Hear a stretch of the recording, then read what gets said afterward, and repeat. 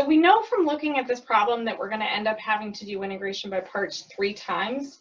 Again, because I've got x raised to a power times e to the x, sine of x, or cosine x. All of those are great options for when you can use this other shortcut.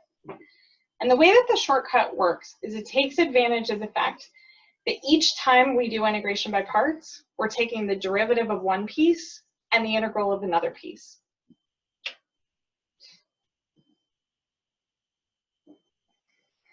So I'm going to start by making my table of what I would call u and what I would call dv. So in this case, x cubed would be my u, and dv would be that e to the 2x. In this column, I'm going to take derivatives until I get to 0. Derivative of 3x squared is 6x. Derivative of 6x is 6. Now in this column, I'm going to integrate until I have a matching number of rows. So e to the 2x, if I integrate that, I would get 1/2 e to the 2x. And if I integrate this, another 1/2 would pop out. So I would get 1/4 e to the 2x.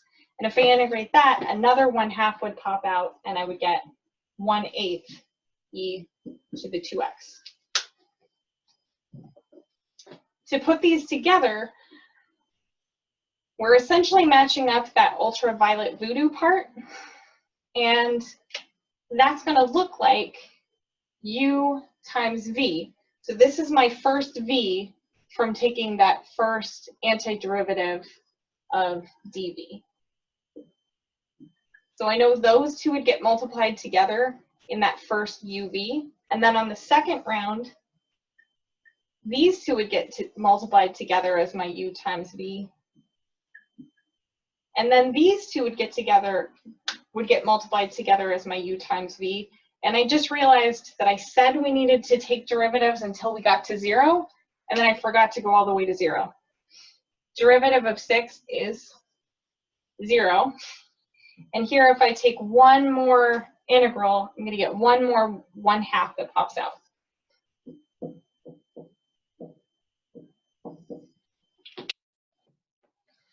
Which means these would be the last two things multiplying together. The other piece that we have to take into account is because the formula has a minus sign in it, those minus signs compound on each other, which means the signs will end up alternating. And I'll have plus, minus, plus, minus. So I would write my final answer. It would look like x cubed times 1/2 e to the 2x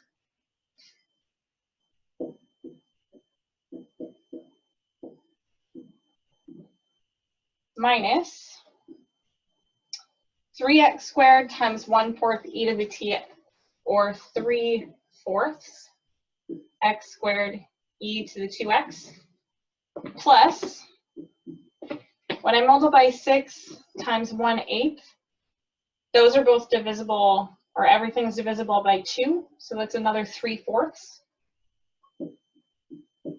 x e to the 2x. And then on my last step here, 6 over 1/6, those are both divisible by 2. So I would end up with negative 3/8 e to the 2x plus a constant.